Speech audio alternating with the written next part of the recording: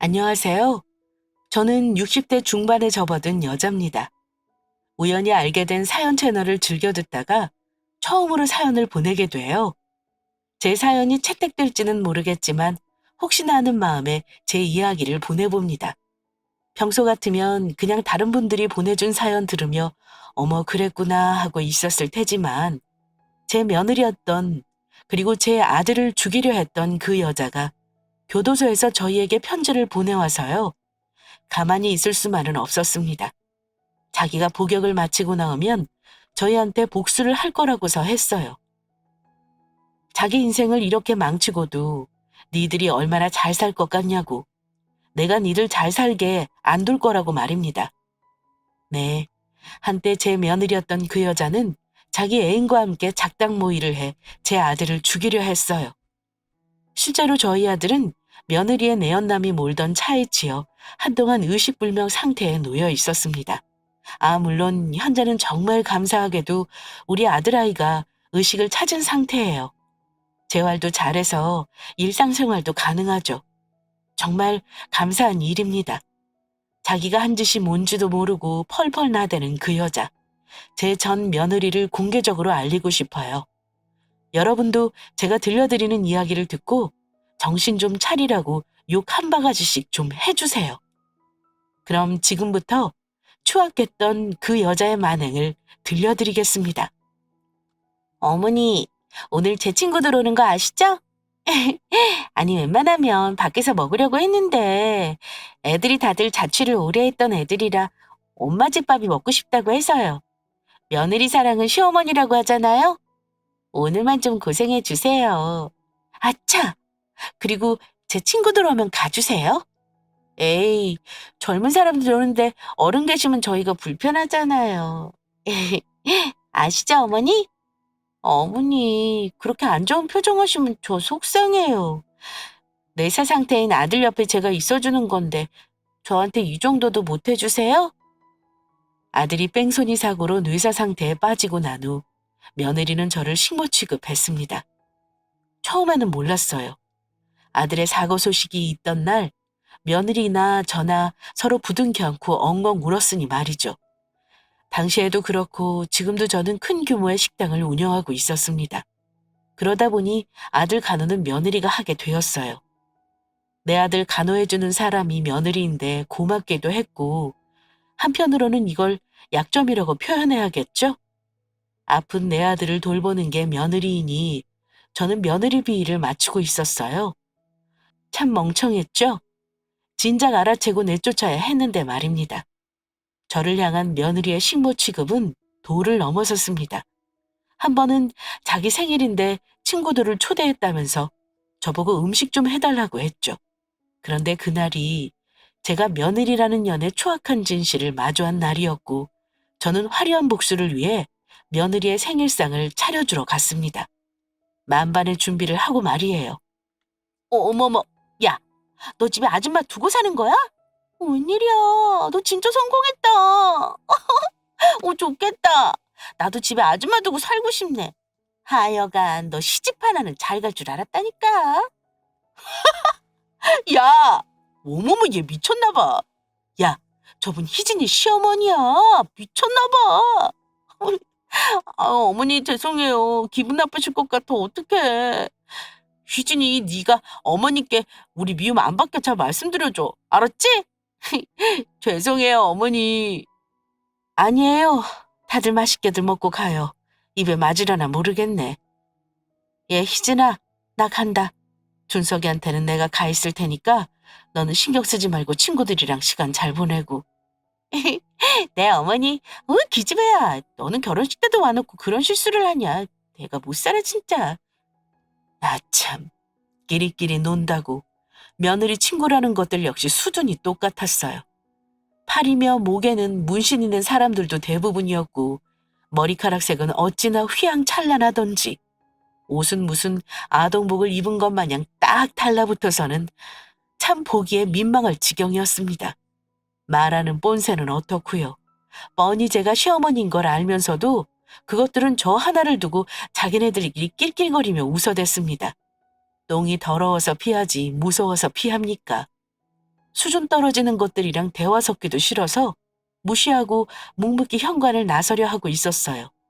그런데 그년 친구의 말 한마디에 제 인내심은 뚝 하고 끊기고 말았죠. 야, 맞다! 네 남편 아직도 의식 없는 거야? 어머머, 야, 너 완전 로또 됐다! 아, 왜? 맞잖아. 네 남편 직장도 좋아서 보험도 좀 세게 들었다고 하지 않았어? 아, 왜 수연이 보험 팔아준다고 네가 이것저것 들었었잖아. 와, 진짜 너는 인생이 어쩜 이렇게 탄탄대로냐, 탄탄대로야? 그럼 네 남편 죽으면 보험금 얼마나 나오는 거야? 뭐 하는 거예요? 지금! 야, 너 뭐해? 너 시어머니 좀 어떻게 좀 해봐! 누가 죽어? 다시 말해봐. 누가 죽어? 이 정신 나간 년이 뚫린 입이라고 똥을 씹으려? 네가 죽어라, 어? 네가 죽어. 뭐? 로또? 로또? 로또 같은 소리를 하네. 그래, 너도 네가 죽어서 네 남편 로또나 당첨시켜줘라. 어? 이 싹수 없는 년. 다른 것도 아니고 내 자식 목숨을 가지고 로또네 뭐네하며 낄낄거리는데 그걸 가만히 듣고 참을 부모가 어디 있겠습니까? 신발을 신은 채로 집 안으로 다시 들어가 개소리를 시부렁거렸던 친구년의 머리털을 잡아챘습니다. 네, 두피까지 뜯어놓겠노라고 마음으로 정말 온 힘을 다해 쥐어뜯었어요. 아등바등 하면서 발버둥 치는 바람에 음식에 놓여있던 테이블은 엉망이 되었고 저를 말리던 며느리와 그 친구들 옷도 반찬이며 양념이 묻어 난리가 났죠. 그때 휙 하더니 어느새 저는 나가 떨어져 있었습니다. 앞을 보니 며느리라는 것이 저를 죽일 듯이 노려보고 있었죠. 어머니, 지금 뭐 하신 짓이에요? 왜 남의 대화를 엿들어서 끼어들어요? 우리끼리 하는 얘기잖아요, 우리끼리! 우리가 어머니 불러다 앉혀놓고 어머니 아들 죽으면 나 로또 되는 거라고 했어요? 지금 뭐 하신 거예요? 어머니, 솔직히 말해서 이제 곧 그 사람 죽으면 어차피 이혼할 건데 내가 당신한테 잘해야 할 이유가 있어요? 없잖아요. 그런데도 내가 꼬박꼬박 어머니라고 부르면서 대우해드리잖아. 그러면 어머니도 좀 눈치껏 하셔야죠. 제 말이 틀려요? 지금 제 친구들 불러놓고 이게 뭐 하신 짓이에요? 짝. 저는 바로 손을 들어 며느리년 얼굴을 갈겨버렸습니다. 저도 한성격합니다. 싹수 없게 굴면 그리고 그게 선을 넘는다면 바로 가차 없어요. 제게 뺨을 맞은 며느리는 당신 아들 죽는 순간 당신도 아웃이다. 빈털터리로 만들어버릴 거라며 제게 고함을 질러댔습니다. 짝! 한 대 더 때렸어요. 정신을 못 차리는 것 같아서 말입니다. 제가 며느리보다 나이는 많이 먹었어도 체급이 훨씬 컸어요. 원래 제가 운동을 했었거든요. 지금 나이에도 키가 170 선에 있습니다. 체중도 70kg대이고요. 그에 비해 며느리는 한 160 되려나요? 몸도 왜소했어요. 그런 인간이 저한테 뺨을 2대나 있는 힘껏 맞았으니 정신을 못 차리더군요. 해롱해롱했습니다. 뭐 하는 짓? 뭐 하는 짓이긴? 인간 같지도 않은 것들한테 인간 좀 되라고 알려주는 거지. 세상에 못 배워먹어서도 이렇게 못 배워먹었을까?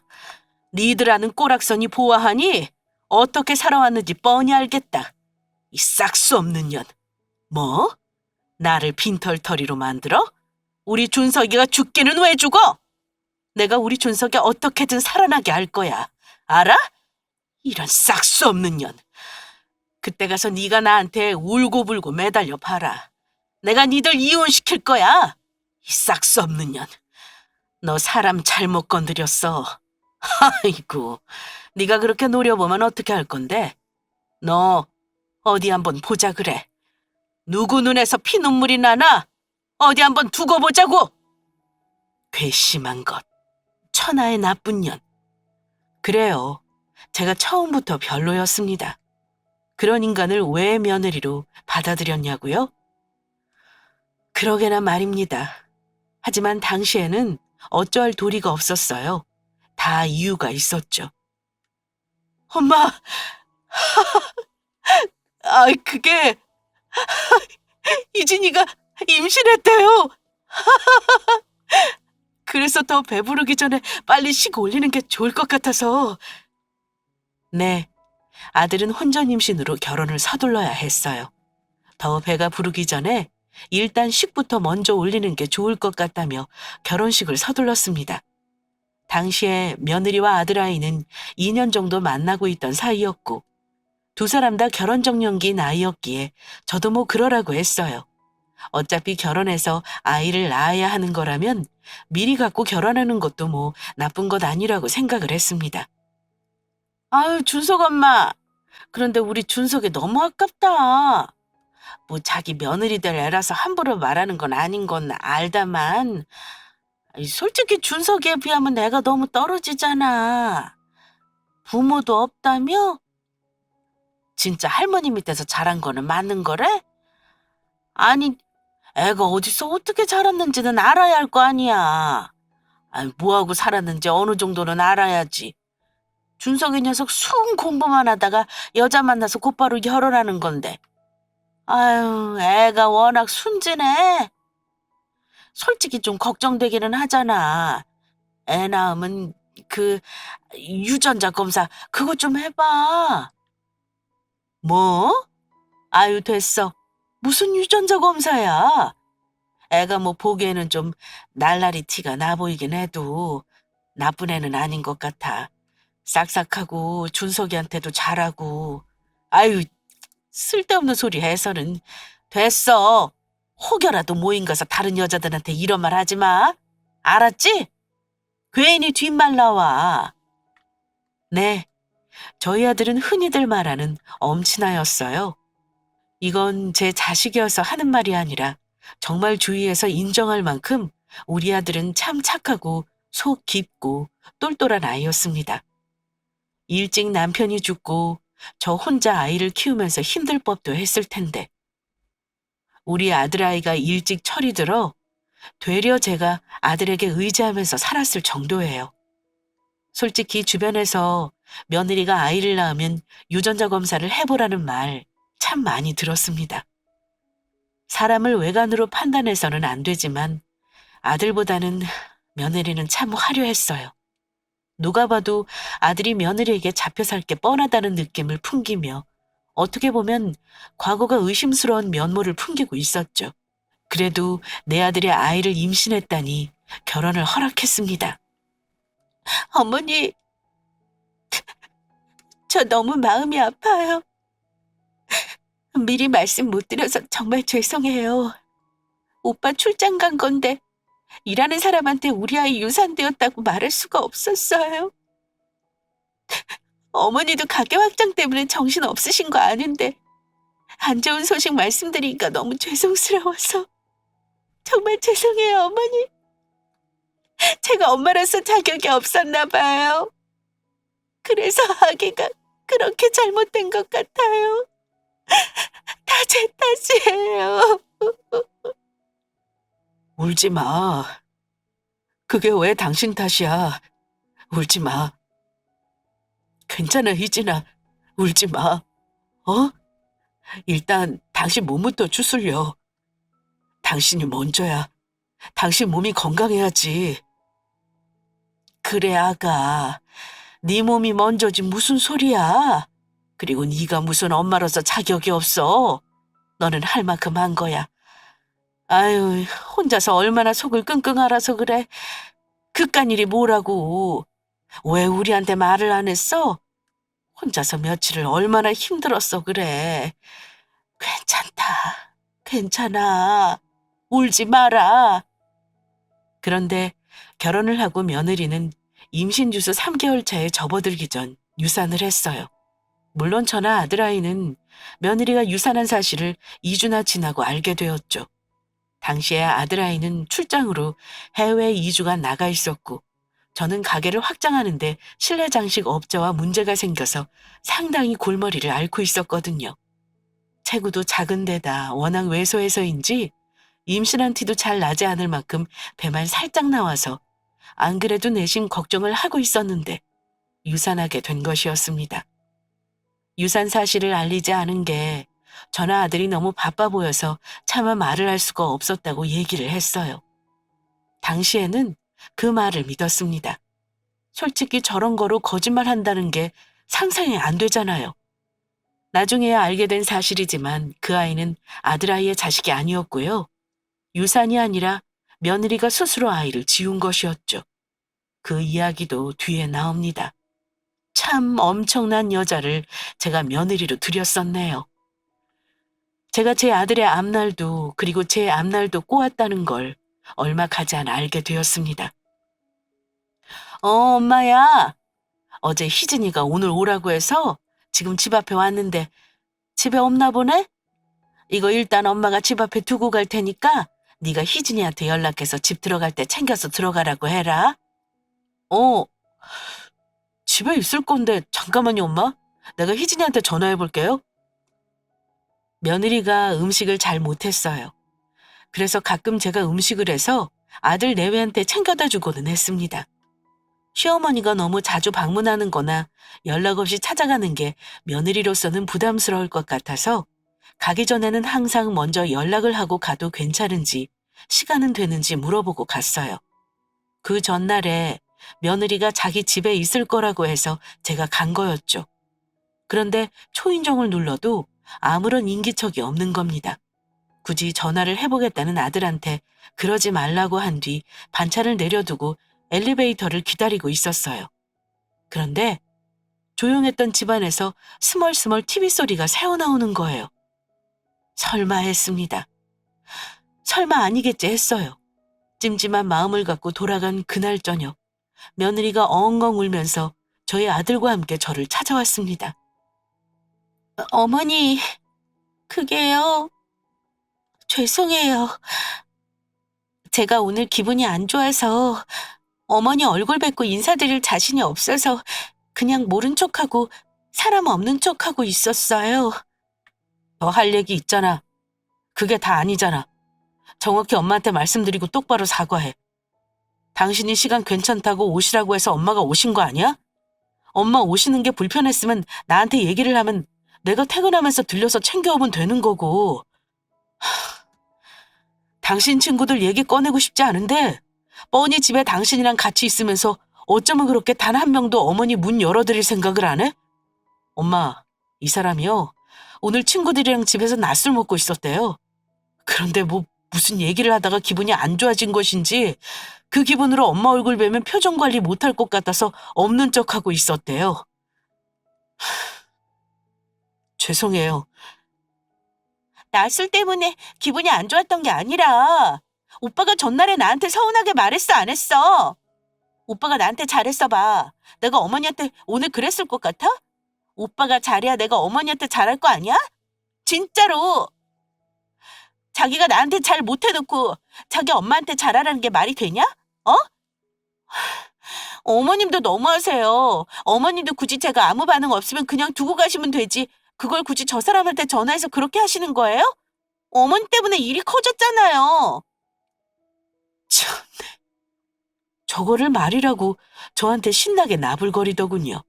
아주 그냥 눈에서 불이 나도록 저를 노려보며 이야기하는데 참 내가 대체 이게 무슨 상황인지 조용조용히 잘 살던 인생에 이게 갑자기 무슨 날벼락인가 정신이 하나도 없었습니다. 뭐가 그리 잘났다고 자기가 더 서운하고 억울하다면서 나중엔 눈물까지 펑펑 흘리며 이야기를 하더군요.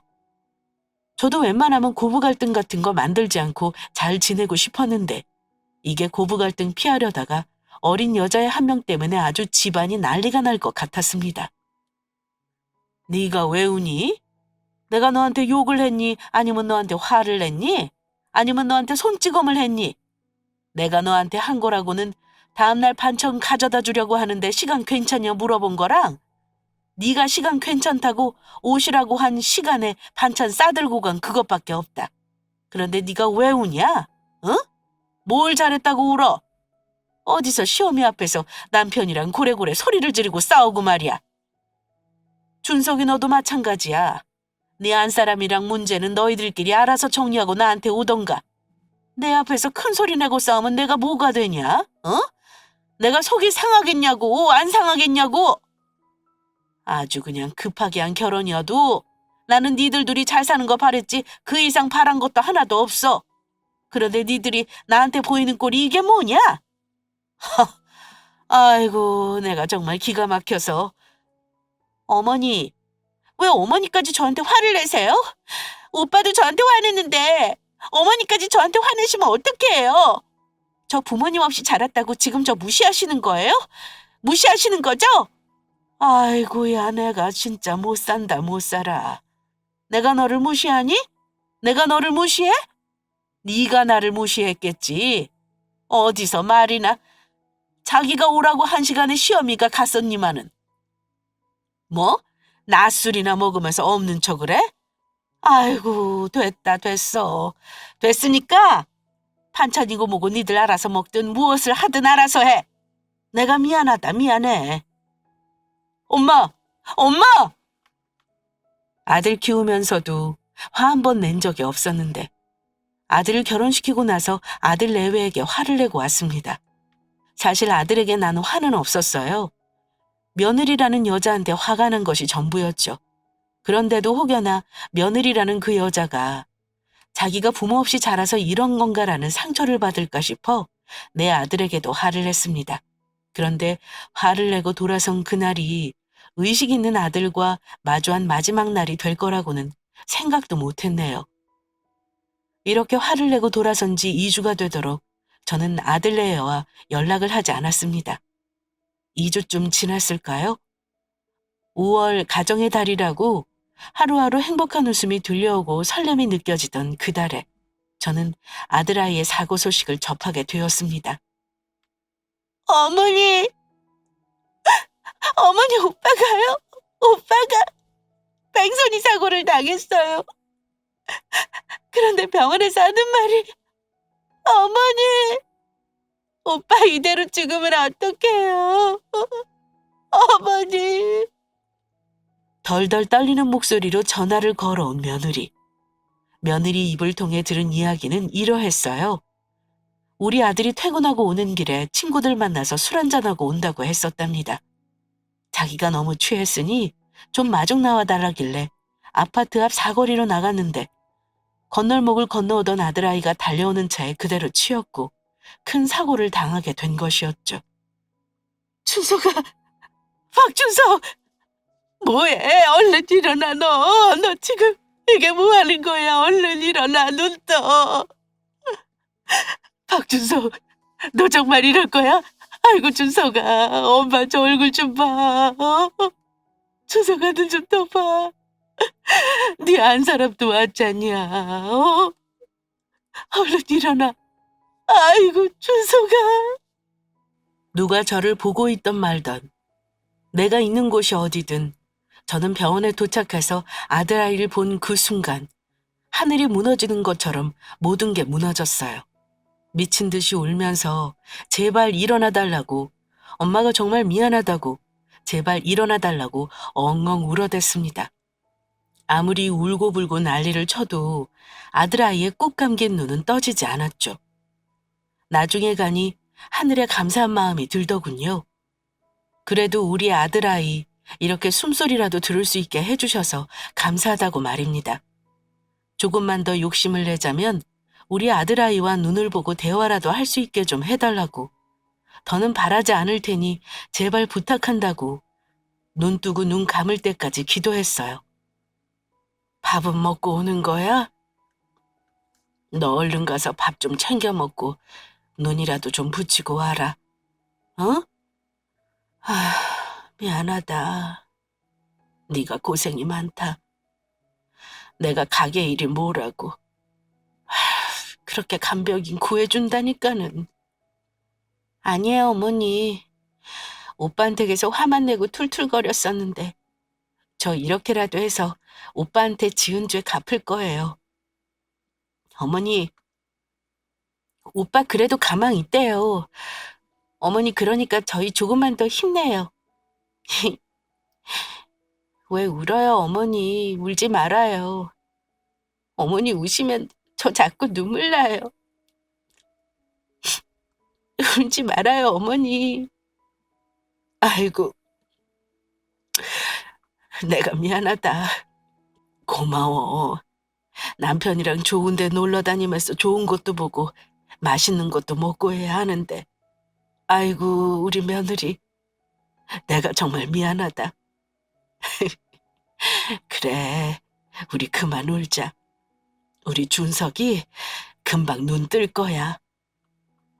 아들이 입원하고 며느리는 자기가 손수 간호하겠다고 했어요.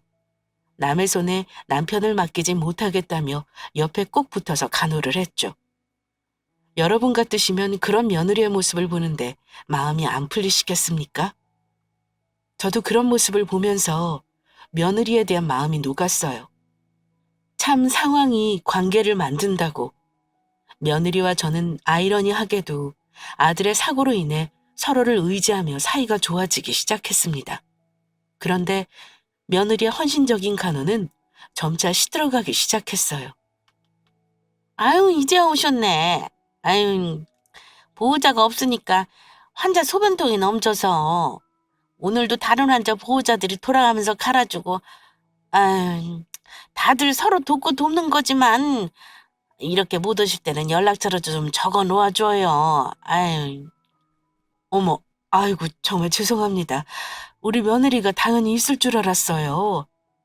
아유, 며느리 되시는 분 안 오신 지 한 사흘 넘었어요. 아유, 정말. 아니, 이런 얘기 하기는 좀 뭐한데. 아이, 그 며느리 뭐 남자 형제라도 있는 거예요? 오빠인지 남동생인지 모르겠는데 남자랑 병실을 들락날락 하는데. 아이, 혹시 몰라서. 예? 아니, 우리 며느리가 형제가... 아니, 네, 감사해요. 아휴, 정말 죄송합니다. 저희 아들아이까지 돌봐주시고 정말 감사해요. 제가 연락처 적어두고 갈게요. 혹시라도 무슨 일 있으면 저한테 바로 연락해 주시면 제가 달려올게요. 이상하죠? 한날은 며느리 먹을 음식을 싸들고 병실에 갔는데 다른 환자 보호자들이 왜 이제야 왔냐고 저한테 원성이 자자한 거예요. 알고 보니 며느리가 아들아이의 간호를 하러 오지 않은 게 하루 이틀이 아니었더군요. 너무 힘들어서 그랬겠거니 했어요. 그런데 다른 보호자에게서 희한한 말을 또 들었습니다. 여러분도 들으셔서 아셨겠지만 며느리는 형제도 없고 부모님도 안 계시고 그냥 혼자예요. 그런데 남자 형제가 있는 것 아니냐고. 병실에 자꾸 남자랑 같이 오는데 혹시 몰라서 말하는 거라고 하는 겁니다. 뭔가 싸했어요. 그래요.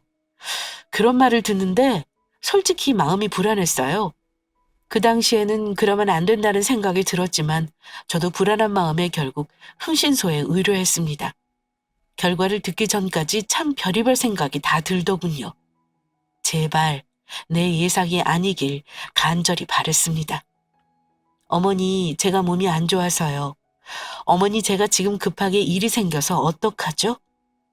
그 와중에도 며느리는 이런저런 이유를 대면서 간병인을 구해달라고 했어요. 그러니까 더더욱 며느리가 의심되기 시작했습니다. 그리고 대망의 흥신소에서 결과를 받는 날, 저는 청천벽력 같은 소식을 들었습니다. 며느님이 참 간도 크시네요. 아니, 아무리 그래도 그렇지 남편이 이렇게 떡하니 누워있는데 아이고, 만나는 남자를 병원에 데리고 와요? 그래, 아이고, 나 참.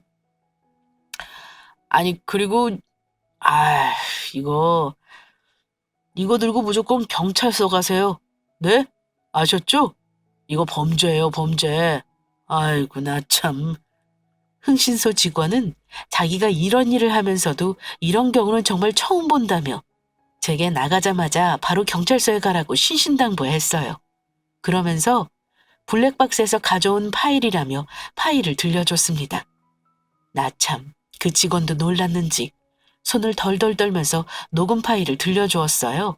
그리고 그 파일에서 들려나오는 소리는 저를 지옥 끝까지 끌어내렸습니다. 아니, 그러니까 당신 남편이 온 좋은데 아, 나 기다리는 것도 지겨워 죽겠다. 그런데 꼭 이렇게까지 해야 해? 아니, 그냥 이혼하자고 하면서 위조료만 받아내지. 아, 이러다 죽으면 어떡해. 걱정하지 마. 그 인간 지금 술 먹었어. 술 먹어서 무단횡단한 거로 몰아붙이면 돼. 막말로 마누라인 내가 그렇게 봤다고 증언하는데 그걸 의심할 것 같아? 대한민국 경찰놈들 그렇게 일 열심히 안 해. 우리나라에서 뺑소니 사고 그거 태반이야. 그러니까 괜히 쓸데없이 겁나서 일 그르치지 말고 정신 똑바로 차려. 자기야. 이제 우리 같이 살아야 될 거 아니야. 계속 이럴래? 그럴 거면 나랑 헤어지던가. 어떻게 할 거야? 너 돈 있어? 없다며. 그러나 나랑 같이 살고 싶다며. 그러니까 정신 차려. 알았어? 아이씨, 알았어. 자기야, 저기 청자켓 입은 거 그거 자기 남편 맞지? 어? 야, 나 진짜 밟는다. 시동 건다. 아이, 끼쾅. 얼굴도 모르는 남자의 비명과 함께 크게 부딪히는 소리가 났고 아들아이의 비명 그리고 며느리의 비명이 함께 들렸습니다. 너무 끔찍했어요. 차마 영상은 보지 못했습니다. 내 아이가 차에 치이는 영상을 볼 수 있는 사람이 어디 있겠어요? 내 나이가 90살이 되어서 내 자식이 60살이 된다 해도 나한테는 어린 자식 아니겠습니까? 용서할 수가 없었어요. 덜덜 떨리는 손을 겨우 부여잡으며 경찰서로 향했어요. 경찰서에 며느리를 고소하고 집으로 돌아가는 것이 아니라 우리 아들이 입원해 있는 병실로 향했습니다. 병원 침대에 누워있는 아들아이는 곤히 눈을 감고 잠들어 있었어요. 링거를 꽂은 채 팅팅 부어있는 아들의 손, 얼굴에 온갖 멍이 다 들어있는 우리 아들. 저는 아들의 손을 꼭 잡고 약속을 했습니다. 준서가, 엄마가 너 꼭 눈뜨게 해줄게. 너 얼마나 억울했니? 아가, 엄마가 어떻게든 네 눈뜨게 해줄 거야. 어떻게든 너 복수해줄게. 준서가, 엄마가 너 그렇게 만든 게 그것들인 줄도 모르고 엄마가 정말 미안하다, 준서가. 엄마가 정말 미안해. 그렇게 아들에게 굳은 다짐을 하고 돌아서서 나오는데 양반은 못 된다고 며느리라는 년이 제게 전화를 걸어왔습니다. 전화를 받으니 카랑카랑한 목소리로 뻔뻔하게 제게 말을 하더군요. 자기가 생일인데 친구들을 초대하기로 했다. 제가 해주는 음식을 먹고 싶다고 말입니다. 그래, 어디 한번 끝을 보자. 저는 독하게 마음을 먹고 그 집으로 찾아갔어요. 속에 칼을 품고 가듯 말입니다. 어머니, 오늘 제 친구들 오는 거 아시죠? 웬만하면 밖에서 먹으려고 했는데 애들이 다들 자취를 오래 했던 애들이라 엄마 집밥이 먹고 싶다고 해서요. 며느리 사랑은 시어머니라고 하잖아요. 오늘만 좀 고생해 주세요. 아차, 그리고 제 친구들 오면 가주세요. 에이, 젊은 사람들 노는데 어른 계시면 저희가 불편하잖아요. 아시죠, 어머니? 어머니, 그렇게 안 좋은 표정 하시면 저 속상해요. 뇌사 상태인 아들 옆에 제가 있어주는 건데 저한테 이 정도도 못 해주세요? 뇌사 상태? 그래, 우리 준석이가 뇌사 상태지. 그때 네가 본 증언 그대로 사건 마무리된 거였지? 네? 네, 네, 제가 봤어요. 어머니, 오빠 사고 났을 때 얘기 우리 그만해요. 저 오늘 생일인데 슬픈 얘기 안 할래요. 며느리에게 물었습니다. 그날 네가 목격한 게 사건의 전부가 다 사실이고 정확히 본 게 맞냐고 말입니다. 그러자 며느리는 순간적으로 어버버거리며 자기 생일이니 기분 좋은 얘기만 하고 싶다고 하더군요. 그래, 네 그 생일 즐길 시간 얼마 남지 않았으니 마음껏 즐기라고 하고 모른 척하고 있었어요. 아들 사건 담당 형사와 계속해서 저는 문자를 주고받고 있었습니다. 그때 며느리 친구라는 인간이 헛소리를 해댔죠. 어머머, 야, 너 집에 아줌마 두고 사는 거야? 웬일이야, 너 진짜 성공했다. 어? 좋겠다. 나도 집에 아줌마 두고 살고 싶네. 하여간 너 시집 하나는 잘 갈 줄 알았다니까. 야, 어머머 얘 미쳤나 봐. 야, 저분 희진이 시어머니야. 미쳤나 봐. 어머니 죄송해요. 기분 나쁘실 것 같아. 어떡해. 희진아, 네가 어머니께 우리 미움 안 받게 잘 말씀드려줘. 알았지? 죄송해요, 어머니. 아니에요. 다들 맛있게들 먹고 가요. 입에 맞으려나 모르겠네. 얘 희진아, 나 간다. 준석이한테는 내가 가 있을 테니 너는 신경 쓰지 말고 친구들이랑 시간 잘 보내고. 내 어머니, 기집애야. 너 결혼식 때도 와놓고 그런 실수를 하냐? 내가 못 살아 진짜. 나 참 끼리끼리 논다고. 며느리 친구라는 것들 역시 수준이 똑같았어요. 목이며 팔에 문신 있는 사람들도 대부분이었고 머리카락 색은 어찌나 휘황찬란하던지 옷은 무슨 아동복을 입은 것 마냥 딱 달라붙어서는 참 보기에 민망할 지경이었습니다. 말하는 뽐새는 어떻고요. 뻔히 제가 시어머니인 걸 알면서도 그걸 들은 저 하나를 두고 자기네들끼리 낄낄거리며 웃어댔습니다. 똥이 더러워서 피하지 무서워서 피합니까? 수준 떨어지는 것들이랑 대화 섞기도 싫어서 무시하고 묵묵히 현관을 나서려 하고 있었어요. 곧 경찰이 들이닥칠 테니 말입니다. 그런데 그년 친구의 말 한마디에 제 인내심은 뚝 하고 끊기고 말았어요. 아, 맞다. 네 남편 아직도 의식 없는 거야? 어머머. 야, 너 완전 로또 됐다. 아, 왜? 맞잖아. 네 남편 직장도 좋아서 보험도 좀 세게 들었다고 하지 않았어? 아, 왜? 수연이 보험 팔아준다고 네가 이것저것 들었었잖아. 와, 진짜 너 인생이 어쩜 이렇게 탄탄대로냐, 탄탄대로야? 그럼 네 남편 죽으면 보험금 얼마나 나오는 거야? 뭐 하는 거예요, 지금? 야, 너 뭐해? 너 시어머니 좀 어떻게 좀 해봐. 누가 죽어? 어디 말해봐, 누가 죽어? 이 정신 나간 년이 뚫린 입이라고 똥을 씹으려? 네가 죽어라, 네가 죽어. 뭐? 로또 같은 소리 안 해. 그래, 너도 네가 죽어서 네 남편 로또나 당첨시켜줘라, 이 싹수 없는 년! 다른 것도 아니 내 자식 목숨을 가지고 로또네 모네하며 낄낄거리는데 그걸 가만히 듣고 참을 부모가 어디 있겠습니까? 신발을 신은 채로 집 안으로 다시 들어가 개소리를 씨부렁거렸던 친구년의 머리채를 잡아챘습니다. 네, 두피까지 뜯어놓겠노라는 마음으로 정말 온 힘을 다해 쥐어뜯었어요. 아등바등하면서 발버둥 치는 바람에 음식이 놓여있던 테이블은 엉망이 되었고 저를 말리던 며느리와 그 친구들 옷도 반찬이며 양념이 묻어 난리가 났죠. 그때 휙 하더니 어느새 저는 나가떨어져 있었습니다. 앞을 보니 며느리라는 것이 저를 죽일 듯이 노려보고 있었죠. 어머니, 지금 뭐 하신 짓이에요? 왜 남의 대화를 엿들어서 끼어들어요? 우리끼리 하는 얘기잖아요, 우리끼리! 우리가 어머니 불러다 앉혀놓고 어머니 아들 죽으면 나 로또 되는 거라고 했어요? 지금 뭐 하신 거예요?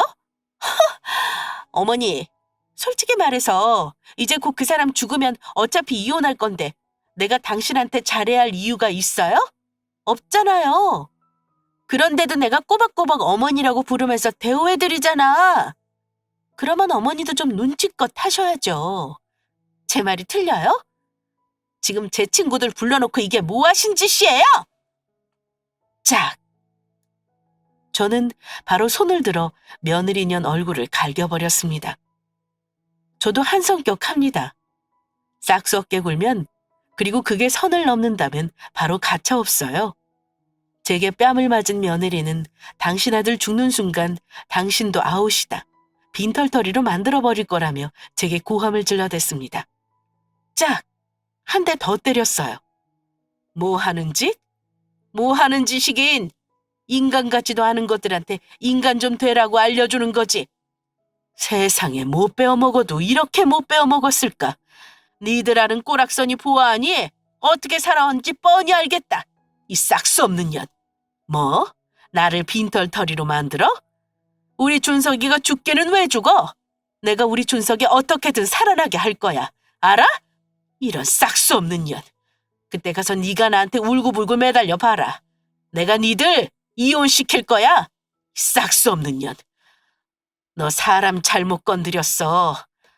아이고, 네가 그렇게 노려보면 어떻게 할 건데. 너 어디 한번 보자 그래. 누구 눈에서 피눈물 나나? 어디 한번 두고 보자고. 띵동. 그때 드디어 경찰이 나타났죠. 저는 아무 말 없이 현관으로 나가 문을 열었어요. 경찰이 들이닥쳤고 경찰들 뒤로는 며느리의 내연남이 서 있었습니다. 처음 보는 그 얼굴을 보는데 육지기가 목구멍 밖으로 미친 듯이 쏟아져 나왔죠. 있는 힘껏 그 자식 머리통이며 얼굴이며 후려 갈겼습니다. 집 밖으로 끌려나가면서도 며느리는 끝까지 자기 범죄를 부인했어요. 어머니! 어머니! 저 진짜 아니에요. 저 이 사람 누군지도 몰라요. 어머니! 어머니! 제가 준석 씨한테 어떻게 했는지 아시잖아요. 어머니! 저는 철저히 외면했어요. 며느리라는 년이 끌려나가자마자 저는 그 집을 내놓았습니다. 그 집도 제가 해준 거였어요. 그리고 며느리 앞으로 된 재산도 제가 고소를 하면서 꼼짝 못하게 되었죠. 경찰 수사에서 검찰로, 그리고 결과는 실형. 며느리와 며느리의 내연남은 살인미수로 실형을 살게 되었습니다. 재판장에서 제게 악을 쓰며 소리를 지르던 그 악마 같은 여자의 모습이 잊히지 않네요. 너무 통쾌해서 말입니다. 어머니! 어머니가 나한테 이러면 안 되죠. 어머니가 나를 도와야죠. 어머니! 나 이렇게 안 끝나. 내가 이렇게 끝날 줄 알아? 내가 감옥에서 썩으면 당신 아들도 죽을 때까지 눈 못 뜨는 거야, 알아? 당신이 나한테 이렇게 하고 당신 자식 깨어나길 바라는 건 아니지? 어쩌죠? 그 여자의 발행과는 달리 저희 아들은 마치 기다렸다는 듯, 그것들이 죗값을 받기만을 기다렸다는 듯 정확히 한 달 뒤에 의식을 찾았어요. 정말 기적적으로 말입니다. 아들 역시 자기 안사람의 외도 사실을 진작에 눈치채고 있었더군요. 나 다 알고 있었어요, 엄마. 그런데 그 여자가 그렇게까지 할 줄은 몰랐는데 죄송해요, 엄마. 죄송해요. 울지 마라. 네가 왜 죄송해? 울지 마. 너 이렇게 엄마 부르면 그걸로 된 거야. 울지 마. 준석아, 우리 잘 살자, 응? 보란 듯이 잘 살아. 네, 정말 보란 듯이 잘 살려고 정말 이 악물고 살았습니다. 가게를 잠시 직원들에게 맡겨둔 뒤 아들과 함께 시골로 들어가 요양과 재활에만 전념했어요. 그 덕에 우리 아들 이전과 같이 정상적인 생활을 할 수 있게 되었습니다. 저도 다시 제 일을 할 수 있게 되었고요. 그렇게 평범한 삶으로 돌아가나 했는데 얼마 전 며느리였던 그 범죄자한테서 연락이 온 겁니다. 자기 용서한다는 글 좀 써달라고요. 그 정도 해주면 죽을 때까지 눈에 안 띄겠다고 말입니다. 참 뻔뻔하죠? 그래서 오늘 사연을 보내게 된 거예요. 여러분도 그 여자가 제 아들에게 한 짓을 아셨으면 해서 말입니다. 저는 죽는 그날까지도 그 여자를 용서하지 않을 거예요. 내 아들에게 상처 준 만큼 그 죄값을 받아야 한다고 생각하거든요. 이야기가 너무 무거웠으려나요? 그런데도 제 이야기를 들어주셨을 여러분께 감사한 마음을 표하며 그럼 이만 글을 마칩니다. 오늘 제 이야기를 들어주셔서 정말 감사합니다.